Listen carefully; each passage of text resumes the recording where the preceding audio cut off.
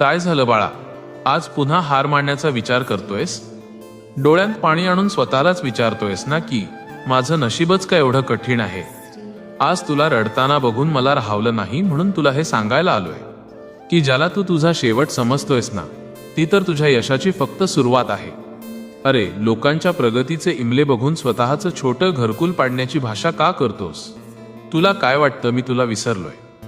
नाही बाळा, मी तर तुझ्या त्या प्रत्येक रात्रीचा साक्षीदार आहे, जेव्हा तू उशीवर डोकं ठेवून गुपचूप रडला होतास. तुला वाटतंय की तुझं आयुष्य थांबलंय, पण बाळा विसरू नकोस की शांत पाणी नेहमी खोल असतं. तुझ्या आयुष्यातली ही शांतता म्हणजे एका मोठ्या वादळापूर्वीची तयारी आहे. बाळा, तू जेव्हा म्हणतोस ना की सगळ्यांचं चांगलं होतंय, माझं का नाही, तेव्हा मला हसू येतं.